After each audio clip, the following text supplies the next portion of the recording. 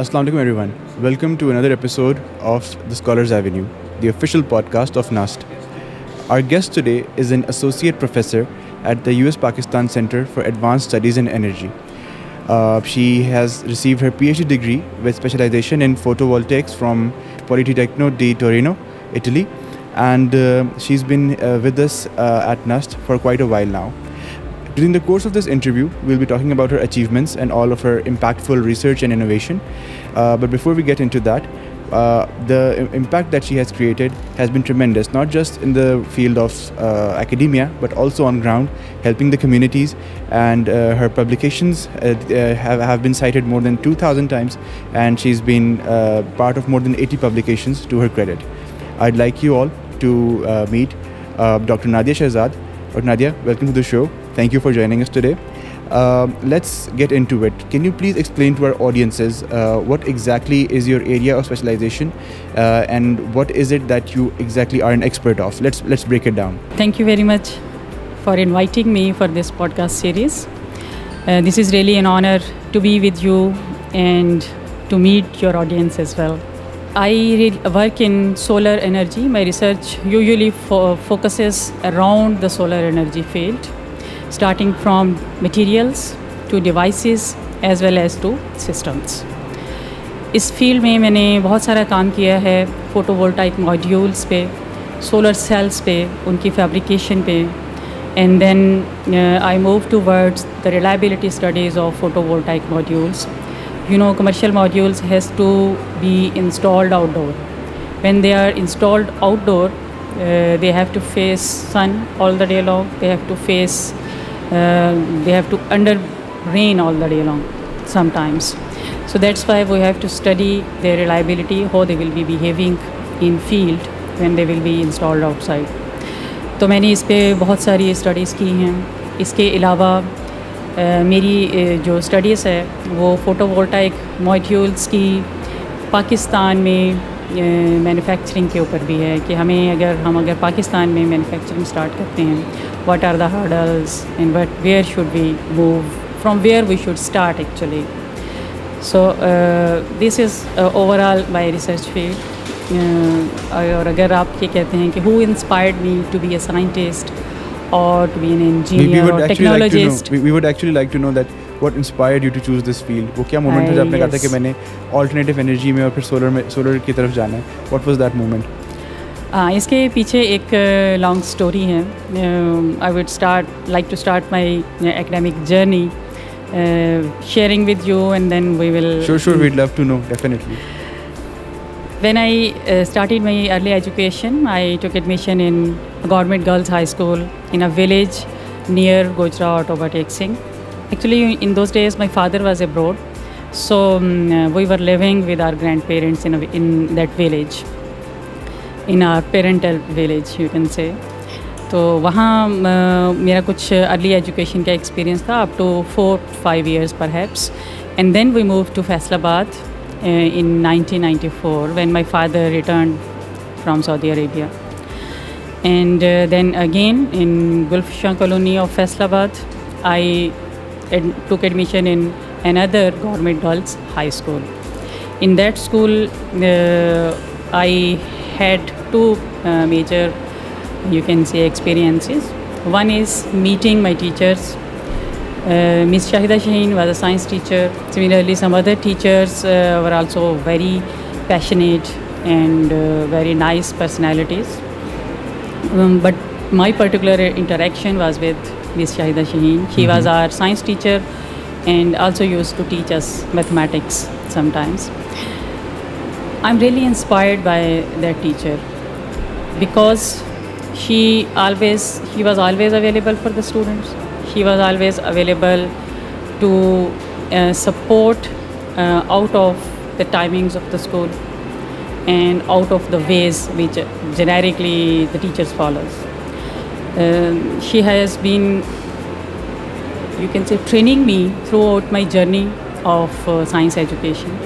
तो उनके टीचिंग के मेथड्स और प्रैक्टिकली वो जो डेमोन्स्ट्रेट करती थी उसकी वजह से फिर मुझे साइंस में इंटरेस्ट फील होना शुरू हुआ। सही।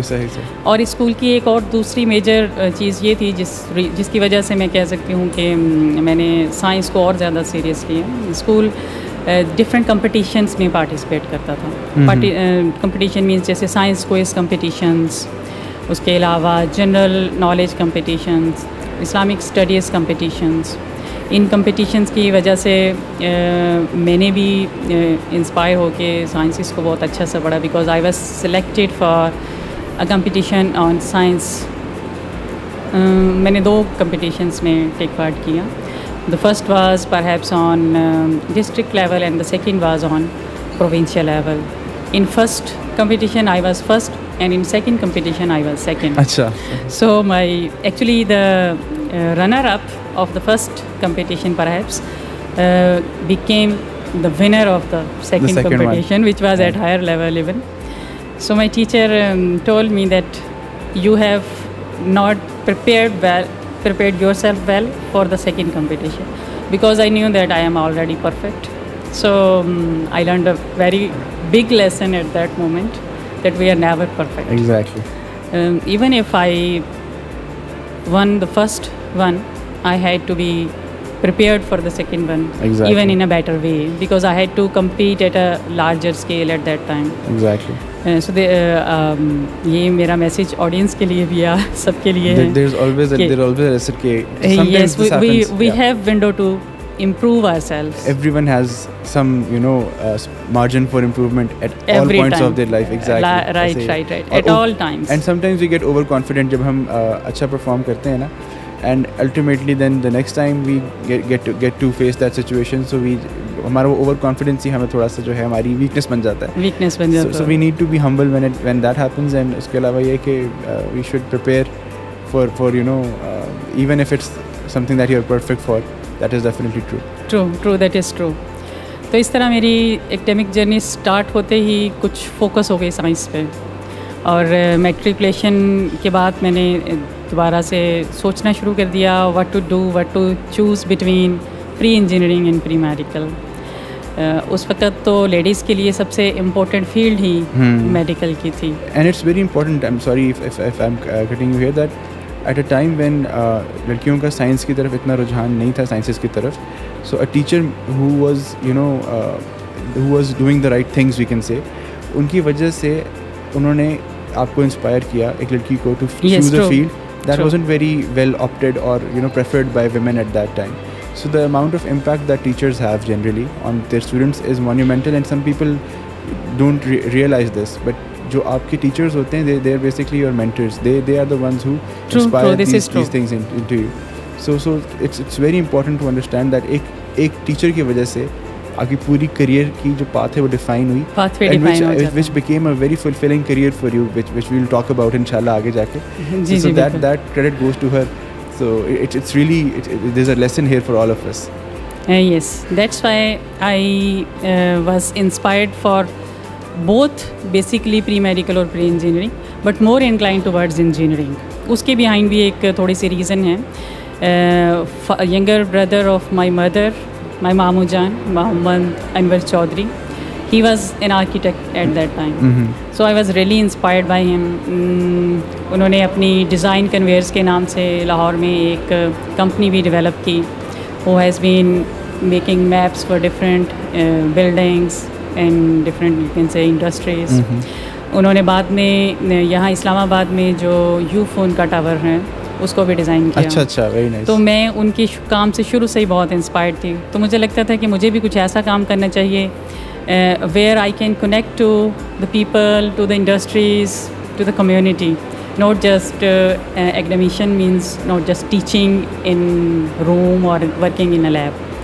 तो इसलिए फिर मुझे शुरू से ही ये था कि मैंने भी कुछ ऐसा काम करना है which brings me towards technology और towards products or something like which connects me to the community. सही। तो इसलिए मैंने प्री इंजीनियरिंग चूज़ किया। ठीक है। लेकिन जब टाइम आया for the choice of you can say particular engineering side और साइंसेज साइड, तो फिर मेरे बड़े भाई हैं फ़ारूक शहजाद, ख़ुद तो उन्होंने बैचलर्स किया था कंप्यूटर साइंसेस में और मास्टर्स में बिल्कुल कम्प्लीटली स्विच कर लिया, फ़िलासफ़ी में उन्होंने मास्टर्स किया और फाइनली उन्होंने बिज़नेस किया अपनी लाइफ में। So he is a businessman currently. तो लेकिन उन्होंने मुझे सजेस्ट ये किया कि मुझे जो है वो अगर मेडिकल में नहीं चूज़ कर रही, if I am not going to be a medical doctor, at least I should be a PhD doctor. तो उस वक्त जो उन्होंने सजेशन दी और उन्होंने फिर कुछ उसके हवाले से और पॉइंट्स भी शेयर किए। लाइक उन्होंने कहा कि साइंसेस में अगर आप काम करते हैं तो बड़े स्केल्स पे बहुत सारे ऐसे अवार्ड्स होते हैं और बहुत सारी ऐसी इन्वेंशंस हैं जो साइंसेस में ही लिंक करती हैं as compare to engineering. So I was convinced. और उन्होंने कहा कि लड़कियों के लिए इसमें थोड़ा सा सिक्योर साइड ये है कि वो इवन यूनिवर्सिटीज़ में टीचिंग कर सकती हैं, being a PhD doctor, not a medical, then at least a PhD doctor। तो मैंने फिर PhD डॉक्टर के पॉइंट ऑफ व्यू से BSc में एडमिशन लिया और फिर MSc की from university of agriculture Faisalabad. Then I move to UT Lahore for MPhil। तो वहाँ मैंने हॉस्टल में भी रहते थे हम और वहाँ फिर मैंने MSc जो है वो आप कह लें कि अप्लाइड फ़िज़िक्स में की। सही। तो इसका मेरा इंटरेस्ट भी यही था कि अप्लाइड फ़िज़िक्स में as compare to basic physics हमारे पास वाइड विंडो होती है। हम ऐसी चीज़ें पढ़ते हैं where will learn that how to use that basic sciences and apply them in different technology. सही सही सही। तो मैंने UT लाहौर में प्रोफेसर डॉक्टर मोहम्मद शाहिद रफ़ीक साहब के साथ उनकी गाइडेंस में रिसर्च की थी। ठीक है। उस वक्त हमारे हेड ऑफ़ डिपार्टमेंट, ये जो चेयरमैन थे फ़िज़िक्स डिपार्टमेंट के, वो प्रोफेसर डॉक्टर खलीकुर रहमान। अच्छा, सही।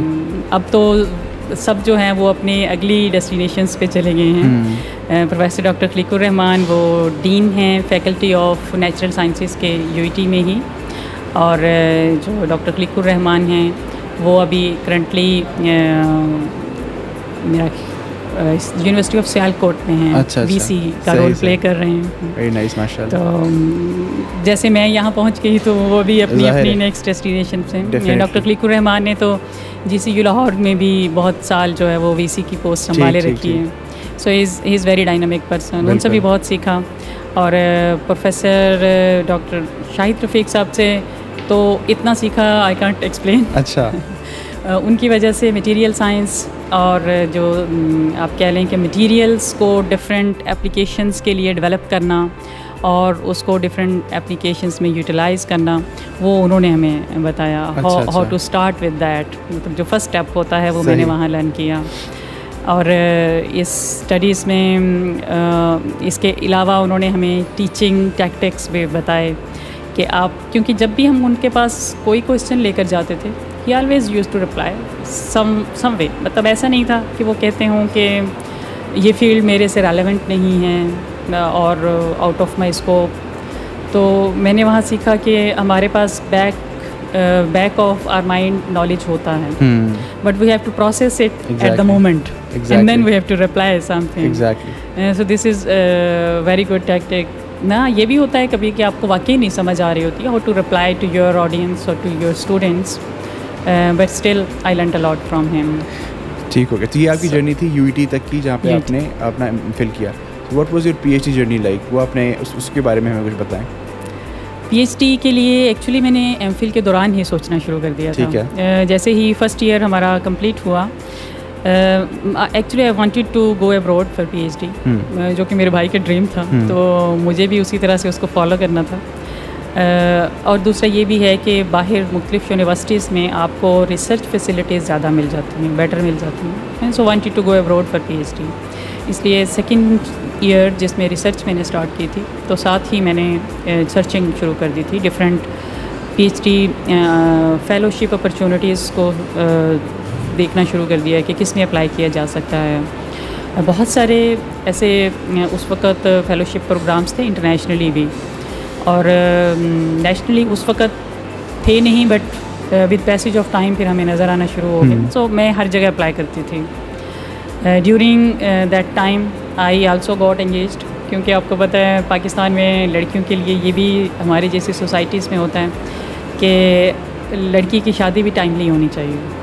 तो मेरी एंगेजमेंट हो गई थी, बट लकीली मेरी एंगेजमेंट मेरे ही क्लास फेलो से हुई थी। तो मुझे अपने इस पाथवे पे कहीं हर्डल्स ज़्यादा नहीं मिलेंगे, because he was also continuing his studies, so I was also continuing along with him. That's nice. तो मेरे फैंसी जो थे वो मोहम्मद इमरान शहजाद हैं, मतलब अभी मेरे हस्बैंड हैं ऑफ कोर्स। तो उस वक़्त उनके साथ फिर हमने दोनों ने इकट्ठे अप्लाई करना शुरू कर दिया। Journey became more difficult because we ever having the same background of education और सेम रिसर्च फील्ड्स थे। हम लेज़र मैटर इंटरेक्शन और उसकी डिफरेंट एप्लीकेशंस में काम कर रहे थे। ठीक है। तो ये बहुत स्पेसिफिक फील्ड है। इससे हम जैसे डिफरेंट मैग्नेटिक थिन फिल्म्स भी हमने बनाई, इसमें से एक्सरे जनरेशन और एक्सरे जो जनरेटेड एक्सरेज थी उनकी क्वालिटी, उनकी प्रॉपर्टीज़ को स्टडी भी किया, क्योंकि उसकी भी कुछ एप्लीकेशंस हैं। ठीक है। Laser x-ray generators can be developed, लेकिन उसके अलावा और भी जनरेटर्स हैं, but this is also a field. तो इसमें फिर हमने जब PhD देखना शुरू की, इट्स अबाउट 2008-2009। उस वक़्त पाकिस्तान में बहुत ज़्यादा इलेक्ट्रिसिटी शॉर्टफॉल था। ठीक है। घंटों लाइट बंद हो जाती थी। बिल्कुल। तो इस सिनेरियो को देखते हुए फिर मैं भी अक्सर सोचती थी कि ये मैग्नेटिक थिन फिल्म्स और मैग्नेटिक मटेरियल्स पे काम करूँगी, this can be applied in power electronics, but that has nothing to do with electricity. तो मे बी हमें कुछ और करना चाहिए which can be more related to you can say current scenario of the country, current requirement of the country. So basically ये वो moment था जब आपका रुझान इस तरफ होना शुरू हुआ, सोलर एनर्जी की तरफ जाना शुरू हुआ। सही। स्टार्टिंग पॉइंट तो मटेरियल्स ही था। So I develop my proposal for solar energy materials which can be used for solar cells. तो लेकिन ये है कि उस मटेरियल साइंस और अप्लाइड फिज़िक्स के नॉलेज को यूज़ करते हुए फिर मैंने फर्दर PhD जो है वो सोलर एनर्जी में की। सही। तो इस तरह से मेरी जो फील्ड चूज़ हुई। हाँ, ड्यूरिंग MPhil लास्ट ईयर में बिल्कुल लास्ट मोमेंट्स पे मेरी शादी भी हो गई थी। तो फिर हमने इकट्ठे ही आगे जो है ना PhD को परसू किया। अच्छा। डिफरेंट अपॉर्चुनिटीज़ को सर्च किया। कभी कहीं उनकी सिलेक्शन हो जाती इनिशियल स्टेज पे और मेरी नहीं होती, तो कभी मेरी हो जाती और उनकी नहीं होती। क्योंकि बैकग्राउंड सेम होने की वजह से आपको अगर कोई फंडिंग अपॉर्चुनिटी विन करनी है तो उसमें वो दो में से एक को ही चूज़ करेंगे, दोनों को चूज़ नहीं करेंगे। जैसे फॉर एग्जांपल मुझे याद है कॉमसेट्स यूनिवर्सिटी में, कॉमसेट्स इस्लामाबाद, यहाँ फर्स्ट जो स्टेप्स थे, फर्स्ट स्टेप में तो दोनों का ही हो गया, फिर जो सेकंड था उसमें पर्टिकुलर इंटरव्यू था by the board of COMSATS. तो उस इंटरव्यू में फिर मेरी सिलेक्शन हो गई। It was an FDP development program of the university. तो डॉक्टर इमरान की नहीं हुई, लेकिन फिर मैंने यही सोचा कि अभी से अगर स्प्लिट कर लेंगे तो बाद में डिफ़िकल्ट हो जाएगा।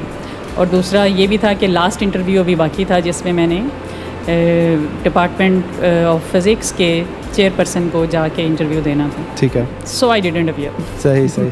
क्योंकि हो जाता और उसके बाद चूज़ करना थोड़ा ज़्यादा मुश्किल हो जाता। That's why I remained still looking for other opportunities.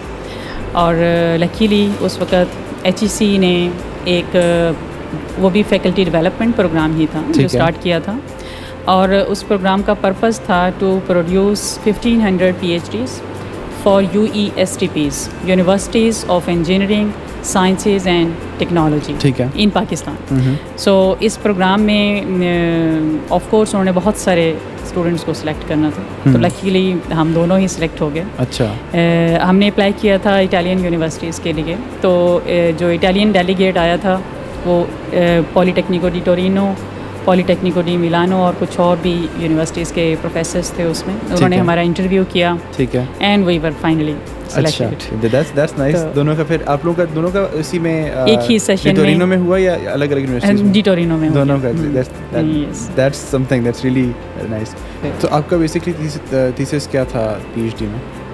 उसमें मेजर उसका जो टॉपिक है वो फोटोवोल्टाइक और फोटो एक्टिव मटेरियल्स पे है। ठीक है। But for solar energy conversion into सही energy, useful energy into electricity. ठीक है। तो इसमें मैंने बहुत सारी फील्ड्स पे काम किया। मेजर चंक जो था वो डाइसेंसिटाइज्ड सोलर सेल्स पे ही था, लेकिन उसके अलावा मैंने IR रिफ्लेक्टर्स पे भी काम किया। आपको पता है जब अंडर लाइट कोई भी चीज़ होती है, इवन विंडोज़ भी वो हीट अप होती हैं, वहाँ से IR रेडिएशन जो कि हीट रेडिएशंस भी हैं, तो जब पेनिट्रेट करती हैं तो वो हीट अप कर देती हैं।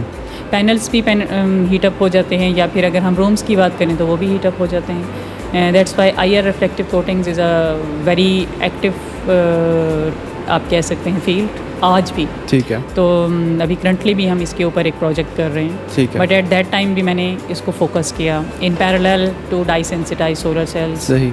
इसके अलावा विंडो एप्लीकेशंस के लिए मल्टी फंक्शनल कोटिंग्स भी डेवलप की। So I was mostly focused on photo active materials, the materials which react to you can say light. ठीक है। And that light can be converted into some other useful energy. Right. तो मेरे इस तरह की research field थी। सही। मैंने अपना काम जर्नल्स में पब्लिश करने के अलावा एक यूरोप की ही हाइब्रिड ऑर्गेनिक फोटो वोल्टाइक्स की एक आप कह लें कॉन्फ्रेंस सीरीज़ है, जिसको उस साल इन 2013 होस्ट किया था नैनो जर्मेनियम ने। नैनो जी के नाम से ये जानी जाती है company. It's an international big company, big name. तो ये सीरीज़ यूरोप में यूँ है, यूरोप में क्या अक्रॉस द वर्ल्ड ये मोस्ट प्रेस्टिजियस है for the photovoltaics field for solar cells. इसमें हर जगह से, लेकिन ये कि एडवांस जनरेशन सोलर सेल्स की इसमें सारी कम्युनिटी जो है वो इसमें रीच आउट करती है। So I also presented my work there in an oral presentation.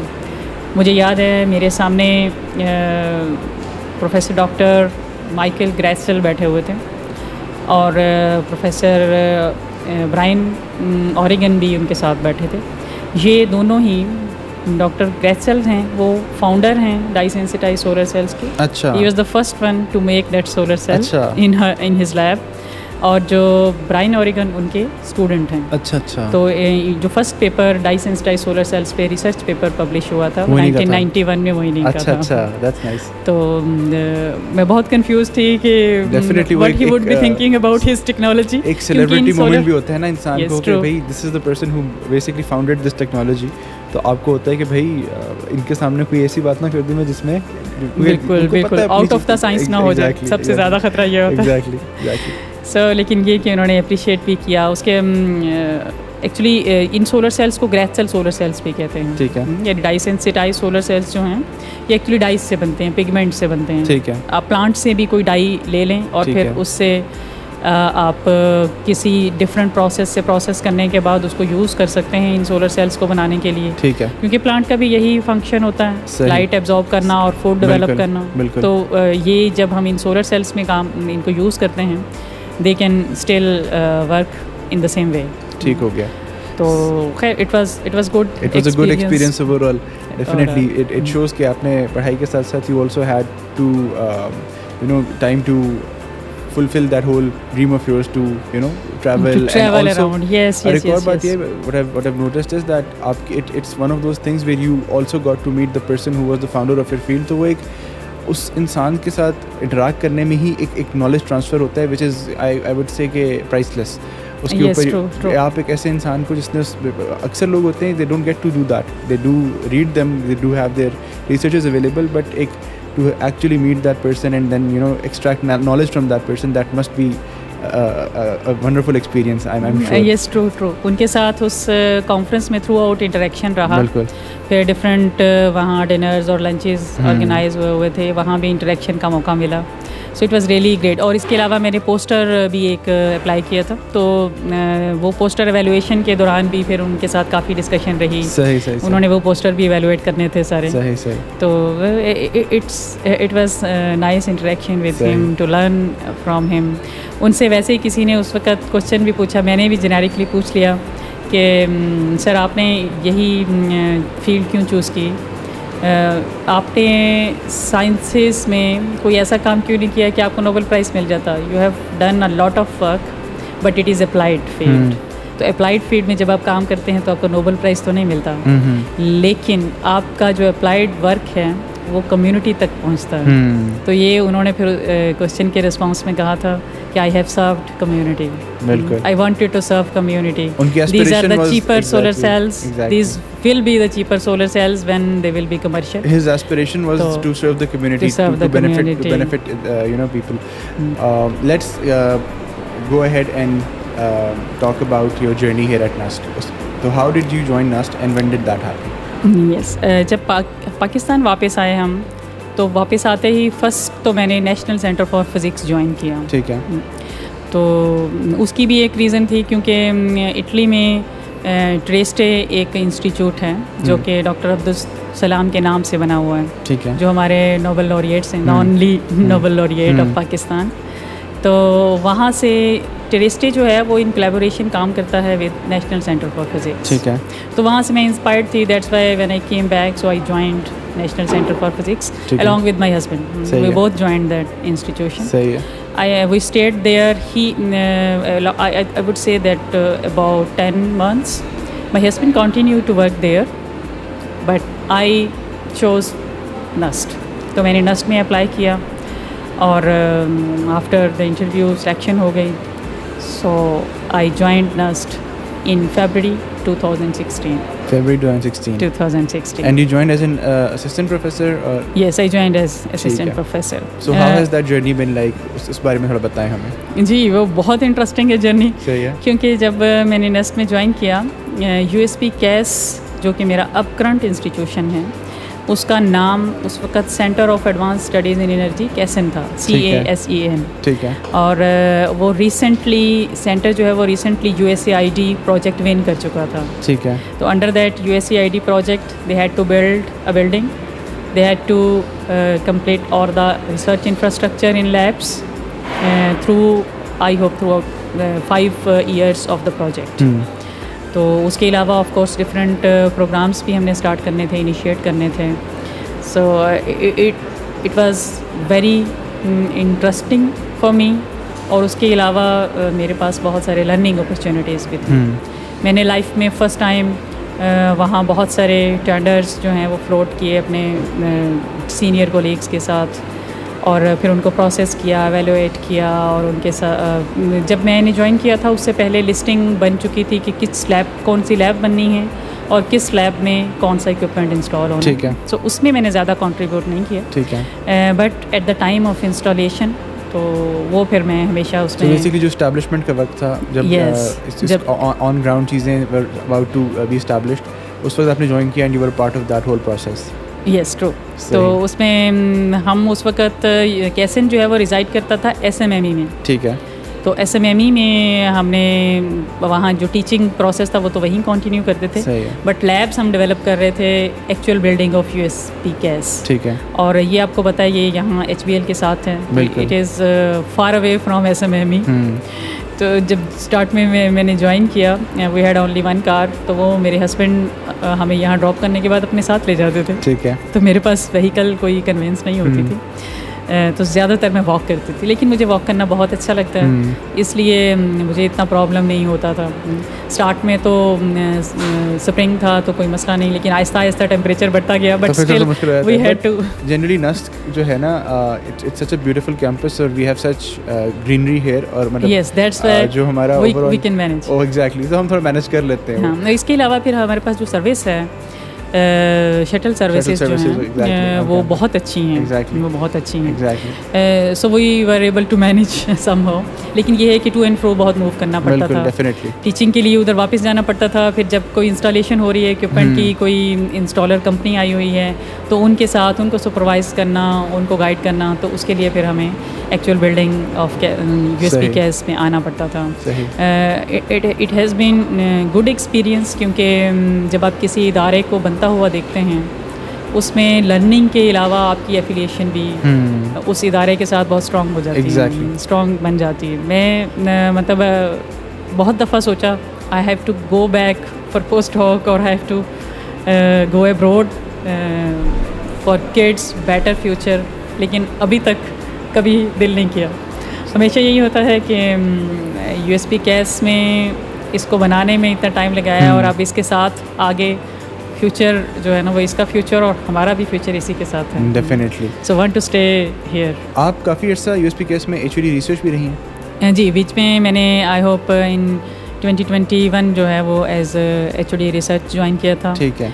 तो this is a position which circulate among different faculty members, तो चेंज होती रहती है। तो मेरी भी इसी तरह से टर्न आई और इन जनवरी 2025 मैंने उसका चार्ज किसी नेक्स्ट प्रोफेसर को दे दिया। We definitely like to know more about जो आपने रिसर्च की बीइंग एट USPKS, उस बारे में थोड़ा सा हमें अगर आप बताएं। यस, जब लैब्स डेवलप हो रही थी उस वक्त तो रिसर्च एक दफ़ा थोड़ा सा टाइम के लिए स्लो डाउन हो गई थी, क्योंकि during installation of different equipment अगर हमारे स्टूडेंट्स ने कुछ रिसर्च करनी होती है, have to go to SNS, they have to go to SCME, different schools of nurse to use the facilities.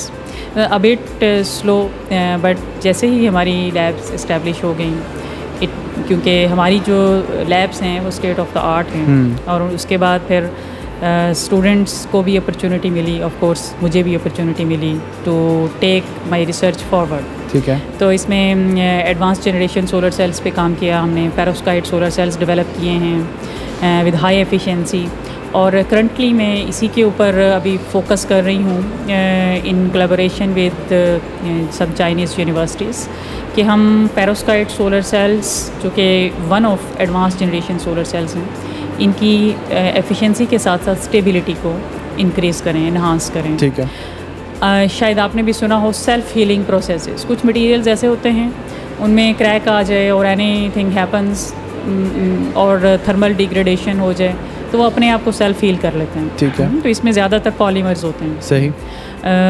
हम जो टास्क इस वक्त कर रहे हैं वो इन पॉलीमर्स को एम्बेड करना, इंक्लूड करना इन पेरोस्काइट सोलर सेल्स। ठीक है। कि वो किस तरह से इफ़ेक्टिवली उसकी एफिशिएंसी को डिस्टर्ब किए बगैर, ठीक है, उनको सेल्फ हीलिंग प्रोसेस जो है वो उसमें काम कर सकता है, उसमें इफ़ेक्टिवली इंटीग्रेट हो सकता है। सही। तो इसमें हमारे जो कोलैबोरेटर्स हैं मेनली प्रोफेसर डॉक्टर की फैन हैं from south China university, I hope so, university of technology, south China university of technology, और उसमें उनका जो इंस्टीट्यूट है that is on opto electronics, majorly वो सोलर सेल्स पे काम करते हैं। और एक और कोलैबोरेटर है हमारे, वो institute of polymer and energy chemistry से हैं फ्रॉम ननचंग यूनिवर्सिटी ऑफ चाइना। सही। तो उनके साथ हम मिल के, क्योंकि वो एक पॉलीमर के एक्सपर्ट हैं और एक फोटोवोल्टाइक डिवाइसेस के एक्सपर्ट हैं। यहाँ नस्ट से अगर मैं बात करूँ, I am photovoltaic materials end devices expert, और जो मेरे दूसरे नस्ट से कोलैबोरेटर हैं वो प्रोफेसर डॉक्टर मोहम्मद बिलाल खान न्याजी हैं। सही। जो कि करंटली तो सऊदी अरेबिया में हैं, but we are collaborating remotely. ठीक हो गया। तो so we are trying to stabilise this technology. सही सही। और फ्यूचर में हम इनके कुछ टैंडम सोलर सेल्स पे भी काम करना चाह रहे हैं। ठीक हो गया। अच्छा, I really like to know, आपकी जो फील्ड है इसकी ना नेशनल रेलेवेंस बहुत ज़्यादा है, क्योंकि Pakistan being an energy deficient country, we always have this problem कि हमारी एनर्जी डिमांड जो है वो मीट नहीं हो रही होती। So where do you see that your particular field is relevant, and how do you think that what research you have done or otherwise जो हो रही है मुल्क के अंदर, how can that benefit us? I'd really like your opinion on this particular topic. जी, इसमें हमारे पास वाइड विंडो है जहाँ हम काम कर सकते हैं नेशनल रेलेवेंस में। सबसे पहला क्वेश्चन तो जो आपने जैसे कहा कि इसमें कौन से एस्पेक्ट्स हैं जिन पे हमें काम करना चाहिए, तो जिसमें सोलर पैनल मैन्युफैक्चरिंग है, क्योंकि मेरी रिसर्च मेजरली फोकस्ड है सोलर सेल्स फैब्रिकेशन पे। We are currently focusing on lab scale, लेकिन मैंने उसमें कुछ फिजिबिलिटी स्टडीज़ की हैं कि लोकल मैन्युफैक्चरिंग पाकिस्तान कैसे स्टार्ट कर सकता है, क्योंकि हम इंस्टॉल कर चुके हैं बहुत सारे ऐसे सिस्टम्स, और उनको फ्यूचर में भी हमें इंस्टॉल करते रहना है। मतलब एवरी 25 और 30 ईयर्स के बाद हमें मॉड्यूल्स रिमूव करके नए लगाने हैं। तो हमारे इंपोर्ट्स जो हैं वो हमेशा ही दूसरे कंट्रीज़ पे डिपेंडेंट रहेंगी जब तक हम इंपोर्ट्स पे रिलाई करेंगे। तो इसलिए पाकिस्तान को इस पे ज़रूर काम करने की ज़रूरत है, लेकिन इसमें अभी तक पॉलिसी हमारी जो है वो इस्टेब्लिश नहीं हुई, डेवलपमेंट फेज़ में है लेकिन अप्रूव नहीं हुई।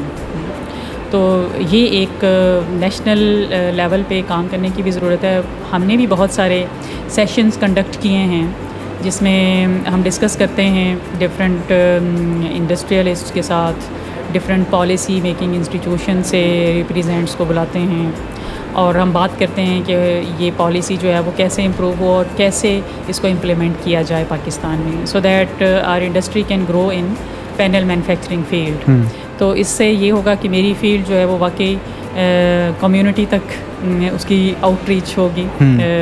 अब तक तो हम पाकिस्तान में पैनल मैन्युफैक्चरिंग को ख़ास स्केल पे नहीं कर रहे। फ्यू हैं जो मैन्युफैक्चरिंग इंडस्ट्रीज़ हैं, उसमें जैसे मैक्सवेल पार पाकिस्तान है, मैक्सवेल पार पाकिस्तान यस प्राइवेट लिमिटेड, तो लाहौर में ये सिचुएट करती है और इसकी ये मेजरली इन्वर्टर्स बनाते हैं, कुछ बैटरीज़ पे भी काम है इनका, और साथ साथ ये सोलर पैनल लेमिनेशंस भी करते हैं। ठीक है। उनके साथ कोलैबोरेशन में हमने कुछ मॉड्यूल्स भी डेवलप किए, जैसे जो ट्रेडिशनल आपने देखे हैं गैजेट, जो ट्रेडिशनल मॉड्यूल्स हैं वो रिजिड हैं, ग्लास बेस्ड हैं, उनको हम कहीं फोल्ड करके अपने साथ नहीं ले जा सकते, और अगर छोटे साइज़ का भी हो तो भी उसको कहीं बैग में रखना और वो पॉसिबल नहीं है। हमने उनके साथ मिलके फैब्रिक को यूज़ करते, एक स्पेसिफिक फैब्रिक को यूज़ करते हुए फोल्डेबल फोटोवोल्टाइक मॉड्यूल्स बनाए हैं। अच्छा, सिलिकॉन बेस्ड। सही। तो उनको यूज़ किया जा सकता है टूरिज़म में या फिर डिफेंस की डिफरेंट फील्ड्स में। इसी तरह कुछ और हमने प्रोटोटाइप्स भी बनाए हैं सोलर एनर्जी से रिलेटेड। एटमॉस्फेरिक वाटर जनरेटर हमने डेवलप किया था और उसको हमने डिफरेंट प्लेटफॉर्म पे प्रेजेंट भी किया है, डिस्प्ले भी किया है। तो atmospheric water generator is actually a device which can capture water from air and convert it into useful or you can say potable water। अच्छा। तो उसमें कुछ मिनरल्स कम होते हैं, वो हम फर्दर उसमें ऐड ऑन कर सकते हैं। ठीक है। But still it is very useful technology. तो ये ऐसे तो नहीं है कि हम घरों में इसको इंस्टॉल करें, लेकिन ऐसी जगहों पे यूज़ कर सकते हैं जैसे कुछ माउंटेन्स की पीक्स पे लोगों के घर होते हैं, या फिर वहाँ कोई हमारे सोल्जर्स रिजाइड करते हैं फॉर सम पर्टिकुलर ड्यूरेशन और फॉर सम पर्टिकुलर रीज़न। सही। तो उनके लिए ये यूज़फुल टेक्नोलॉजी है, दोनों ही। पोर्टेबल। और ये वाटर जो होता है ये ड्रिंकेबल वाटर होता है? ये ड्रिंकेबल वाटर होता है, मिनरल्स थोड़े से कम होते हैं। ठीक है। तो बाकी इसमें फर्दर अगर प्योरीफाई करने की ज़रूरत पड़े, किसी एरिया में बहुत इंडस्ट्री लगी हुई है और वहाँ बहुत ज़्यादा पॉल्यूशन है, इन दैट केस फिल्ट्रेशन की भी ज़रूरत पड़ती है। ठीक है। लेकिन अगर क्लीन एनवायरनमेंट है तो फिर आपको जो वाटर मिलेगा वो भी क्लीन होगा। Just it can be converted into mineral by mineralisation. और मतलब ये जनरली जो एटमॉस्फेयर है, एयर है, अगर वो एक ड्राई है, ड्राई एनवायरनमेंट है, इतना मॉइस्चर नहीं है इसमें, तो फिर मतलब एट दैट टाइम तब भी फिर इसकी एफिशिएंसी थोड़ी कम हो जाती है। ठीक है। But we are trying to embed some particular kind of materials in it, ठीक है, जो ड्यूरिंग द नाइट एब्जॉर्ब करते रहेंगे। ठीक है। So that they can have more capacity to generate water during the day time. सही। क्योंकि ये बनाया ही इस तरह गया है कि सोलर एनर्जी को ही यूज़ करें। ठीक है। वैसे जो ट्रेडिशनल एटमॉस्फेरिक वाटर हार्वेस्टर हैं वो ग्रिड इलेक्ट्रिसिटी पे बेस करते हैं। ठीक हो गया। But these are based on solar energy. Grid electricity, मुझे मेरा एक सवाल यहाँ पर आ रहा है। जी। जनरली जितनी ज़्यादा अडॉप्शन अब सोलर की हो रही है, टेक्नोलॉजीज़ की हो रही है ऑन अ डोमेस्टिक स्केल, और तो do you think that solar power is the answer to the energy crisis that the world is facing और Pakistan is facing at this point, कि अगर लोग कहते हैं सोलर लगवा लो तो सारे दुख दूर हो जाएंगे, इस बात में कितनी सच्चाई है? इसमें यहाँ तक अगर हम बात करें कि सोलर एनर्जी अवेलेबल तो बहुत है, वो तो कोई उसमें डाउट नहीं है। जैसे कि सोलर एनर्जी की अगर हम दुनिया की रिक्वायरमेंट की बात करें, it is about 18 to 20 terawatt only total requirement of the globe. लेकिन जो सोलर से एवरी डे जो है प्रोड्यूस होती है, it is about you can say 10 raised to power 13 टेरावाट्स, जिसको हम कह सकते हैं ट्रिलियंस ऑफ टेरावाट्स। तो बहुत ज़्यादा एनर्जी हमारे पास अवेलेबल तो है ग्लोब के ऊपर, तो हम उसको कन्वर्ट कर सकते हैं। But the problem is it is intermittent. Means देखें, दिन में है, रात में नहीं है, क्लियर डे पे है, क्लाउडी डे पे नहीं है। What happens in that case? तो उसमें आपको कोई ना कोई बैकअप चाहिए। आइदर यू नीड स्टोरेज और you need grid electricity. Exactly. तो अगर आप स्टोरेज चूज़ करते हैं, वो अभी तक कॉस्टली भी है, उसकी लाइफ भी इतनी ज़्यादा नहीं होती। So we are dependent on some other technologies as well. उसमें फिर हमें सबसे जो सूटेबल है वो ग्रिड है कि आप इसको ग्रिड के साथ इंटीग्रेट कर लें। ठीक है। लेकिन अभी जो करंट सिनेरियो है इसमें हम हर किसी को एडवाइस कर रहे हैं, हर घर को एडवाइस कर रहे हैं कि वो नेट मीटरिंग कर लें, ग्रिड के साथ कनेक्ट कर लें। लेकिन जब ग्रिड के साथ इतने स्मॉल स्केल पे और बहुत ज़्यादा पॉइंट्स पे इंटीग्रेशन होगी तो ग्रिड में फ्लक्चुएशन होगी and that is not suitable for grid supply, क्योंकि वहाँ फिर वोल्टेजेस और फ्रीक्वेंसीज जो हैं वो डिस्टर्ब हो जाती हैं, जो मेन ग्रिड सप्लाई है उसे भी डिस्टर्ब करती हैं। ठीक है। तो इसलिए दुनिया में अगर देखा जाए तो इसको ऐसे देखा जा रहा है कि बड़े पावर प्लांट्स बनाए जा रहे हैं सोलर के। चाइना ने अपनी बहुत सारी माउंटेन्स, हम कह सकते हैं कि सम 10% ऑफ माउंटेन्स तो कवर कर दी हैं विद सोलर पैनल्स। सही सही सही। नॉट 10 तो 5 to 10 तो हम कह सकते हैं। Many mountains have been covered with solar panels. तो जहाँ वो माउंटेन्स जहाँ वाटर सप्लाई भी इजीली नहीं हो सकती, वहाँ ना तो रेजिडेंशियल एरियाज़ हैं, कोई ख़ास उसका यूज़ नहीं है, तो उस लैंड को उन्होंने कन्वर्ट कर दिया इनटू सोलर फार्म्स। सही। और वहाँ से वो सेंट्रली कंट्रोल कर रहे हैं उस इलेक्ट्रिसिटी को और प्रोवाइड कर रहे हैं। ठीक है। लेकिन हम क्या कर रहे हैं पाकिस्तान में, we have adopted the other way, rooftop solar, distributed generation. Distributed generation में एक एस्टीमेट है और इंटरनेशनल रिपोर्ट्स भी पब्लिश हो रही हैं कि शायद पाकिस्तान 2025 में अभी तक ही एट टॉप आ चुका है। अच्छा। Across the globe. अच्छा अच्छा। कि हमने इतनी ज़्यादा पीवी जो है ना वो डिस्ट्रीब्यूटेड इंस्टॉल कर लिए हैं पीवी सिस्टम्स, और फिर उसमें बहुत सारे ऐसे हैं जो नेट मीटर्ड हैं। ठीक ठीक ठीक। तो ये दोनों तरह से ही अगर देखा जाए तो ये फाइनल सोल्यूशन नहीं है। ठीक है। मतलब ओके टेम्परेरी, मतलब अगर मैंने ज़िंदगी गुजारनी है, I have a good solution, मैं सोलर यूज़ कर लूँ, लेकिन आगे मेरी जनरेशंस क्या करेंगी? तो ये लॉन्ग टर्म सोल्यूशन नहीं है। लॉन्ग टर्म सोल्यूशन नहीं है। तो उसके लिए हमें जो है वो सोचना पड़ेगा, अभी से सोचना पड़ेगा कि हमें जो पॉलिसी लेवल पे इसमें चेंजेस लाने पड़ेंगे। पाकिस्तान में इंपोर्ट्स इस वक्त देखें तो 48 गीगावाट यानी 48,000 मेगावाट के पीवी पैनल्स खरीदे जा चुके हैं, आ चुके हैं, इंपोर्ट हो चुके हैं, बल्कि इससे कहीं ज़्यादा होंगे अभी। तो this report was around in April और मई।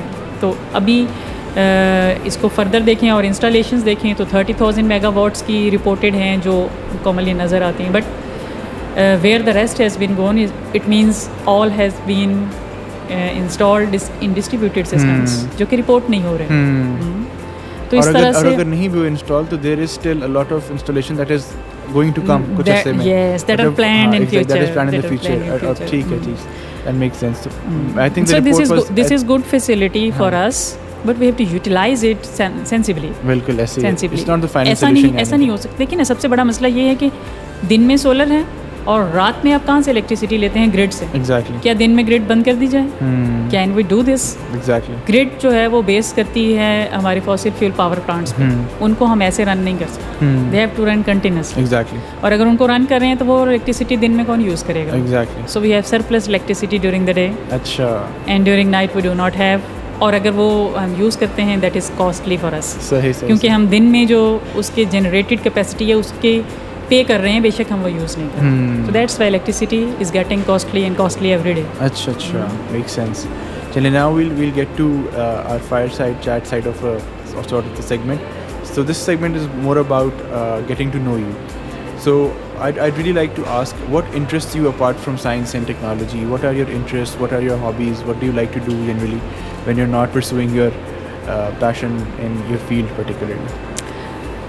Okay, so moving forward towards my personal life, besides teaching and research, I like to design dresses. Acha, that's a surprise.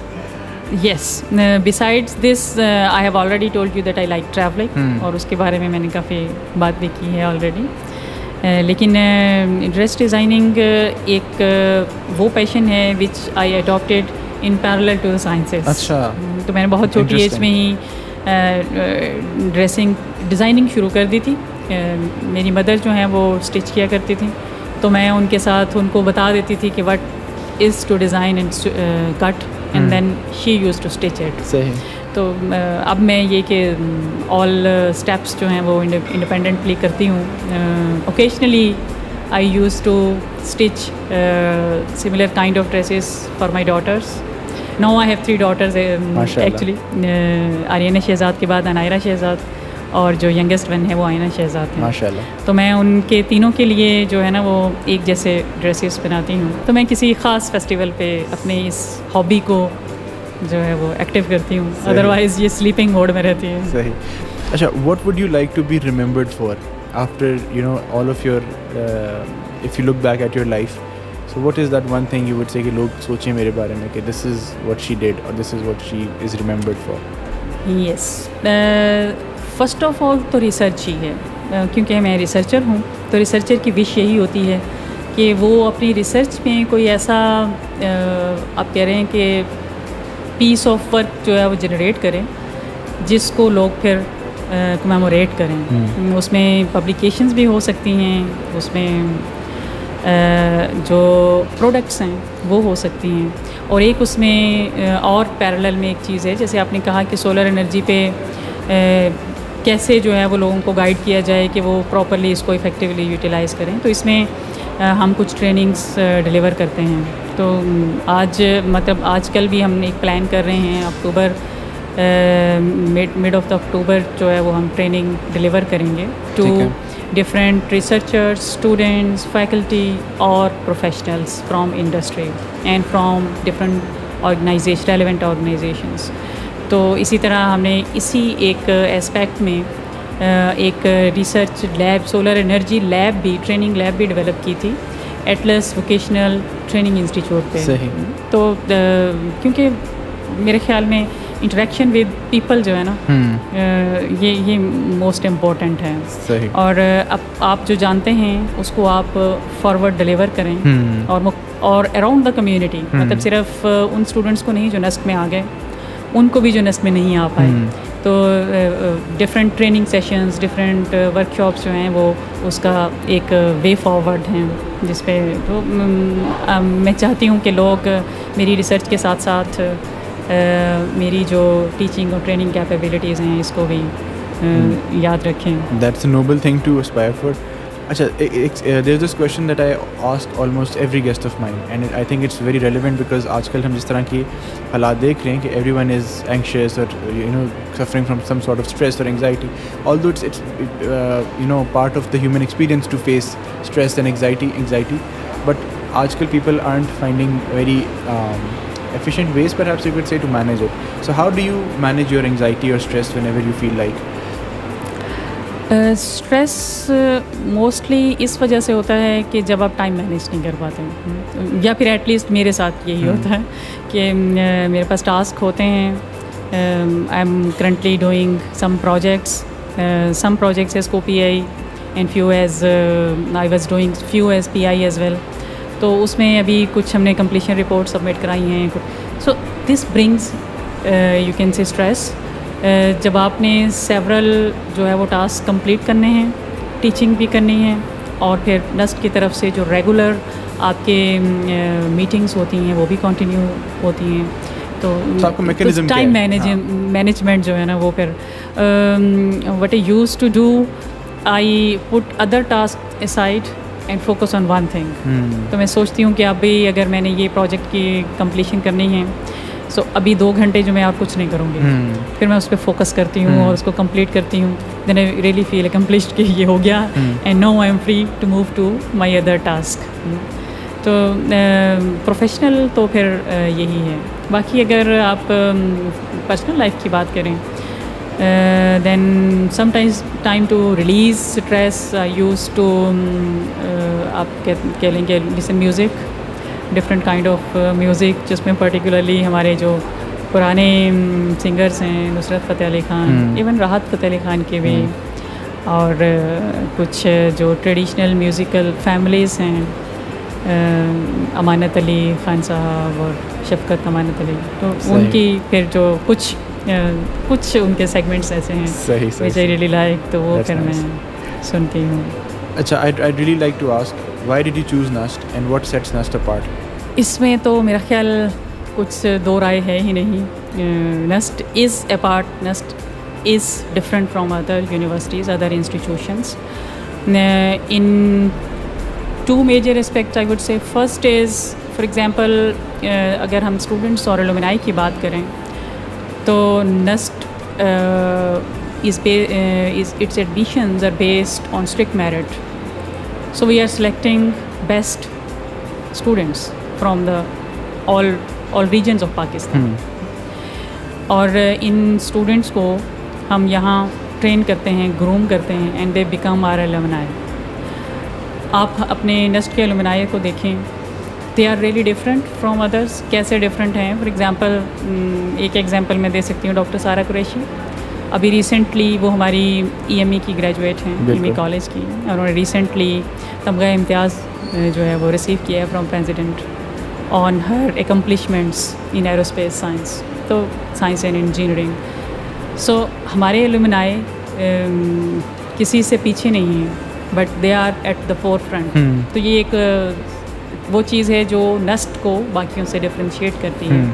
मैं अपने अगर USPKS के एलुमनाई की या अपने स्टूडेंट्स की बात करूं तो वो इस वक्त PhDs के लिए डिफरेंट इंटरनेशनल यूनिवर्सिटीज़ में, हाईली रैंक यूनिवर्सिटीज़ में, यूनिवर्सिटी ऑफ राइस में हैं मेरे स्टूडेंट्स, UNSW ऑस्ट्रेलिया में स्टूडेंट्स हैं, और USA की डिफरेंट यूनिवर्सिटीज़ में भी हैं, यूरोपियन बहुत सारी यूनिवर्सिटीज़ में हैं. It means that we do something different to train or to groom our students as compared to other institutions. तो आप भी हमारे alumni हैं. So you are also a successful example of our alumni. Thank you, ma'am. तो इसी तरह इसके अलावा और अगर मैं देखूं तो सबसे पहली चीज़ तो रिसर्च इंफ्रास्ट्रक्चर है. We have state of art research infrastructure coupled with national आप कह लें साइंस एंड टेक्नोलॉजी पार्क, क्योंकि national science and technology park में बहुत सारे स्टार्टअप्स हैं, बहुत सारे आपको वहाँ रिसर्च सेंटर्स भी उसके अंडर नज़र आएंगे, और इंडस्ट्री उसके अलावा इंडस्ट्री वहाँ बहुत सारी इंटरनेशनल नेशनल स्केल की. We can collaborate with them, we can work with them. हम जॉइंटली काम कर सकते हैं. So we have this opportunity. Faculty के पास भी अपॉर्चुनिटी है, they can do their business in parallel being a faculty member of NUST. इसी तरह स्टूडेंट जो यहाँ आता है उसके पास भी ये अपॉर्चुनिटी है कि वो रिसर्चर भी बने और साथ ही साथ स्टार्टअप्स भी स्टार्ट करें. जनरली नस्ट की फिलॉसफी ये है कि we don't just want to make job seekers, we want to produce job creators जो इंडस्ट्री में जाएं, तो वो they would benefit by creating jobs, not by just seeking a job and getting a job somewhere. So that's the whole philosophy of NAS, and that's why entrepreneurship is such an important factor in every single curriculum that we teach here. तो उसके अंदर चाहे आप business पढ़ रहे हो, चाहे आप इंजीनियरिंग पढ़ रहे हैं, चाहे आप कुछ भी पढ़ रहे हैं, whatever your field is, so entrepreneurship is definitely taught there, so and promoted and facilitated. कि अगर if you want to become someone who is an entrepreneur, then we're going to support you. So that is a part of the whole culture here. True. This is something which aparts NUST from all other institutions of Pakistan, nearly all other institutions.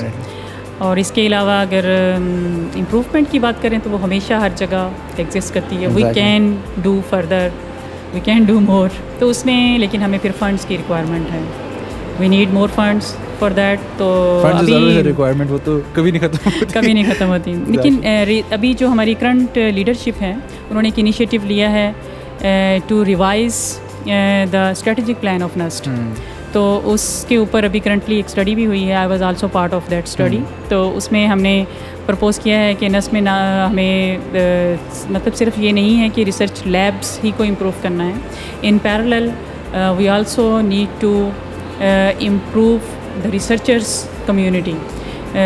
और आप कह सकते हैं कि जैसे PhD students की number भी ज़्यादा होने चाहिए, उनकी क्वालिटी भी ज़्यादा होनी चाहिए. तो उसके लिए हमें उन्हें ज़्यादा इंसेंटिवाइज़ करना पड़ेगा. इसी तरह PhD के अलावा पोस्ट डॉक रिसर्चर्स नस्ट में नहीं है. ये पिलर ही नहीं है नस्ट में. हमारे पास पोस्ट डॉक रिसर्चर्स की कोई ना पोजीशंस हैं ना पोस्ट्स हैं. ठीक है. So we have recommended to NUST as well as we will recommend to ministry to look at this lacking points. वो सिर्फ नस्ट के लैकिंग पॉइंट्स नहीं हैं. एट नेशनल लेवल हमें ये जो है ना वो इस तरह के प्रोग्राम्स इनिशिएट करने की ज़रूरत है. Definitely. Doctor Nadia, it was wonderful having you on our show. बहुत अच्छा लगा आपसे बात करके. It was an insightful discussion. Thank you for joining us and thank you for being such a positive and impactful part of the NUST family. Thank you so much. Thank you very much. मेरा एक last message यही होगा सबके लिए, that we should try to be positive and think positively. Students के लिए भी, women in technology भी, क्योंकि एक तो ओके हम we see hurdles in this field, लेकिन अगर हर स्टेज पे, हर स्टेप पे हम इस तरह से देखेंगे कि हमने पॉजिटिव रहना है और हमने दूसरों को भी अगर क्रिटिसाइज़ करना है तो पॉजिटिवली करना है, then we will all grow collectively, definitely in parallel to each other. Inshallah. Thank you so much, ma'am. Thank you for your time. Thank you very much.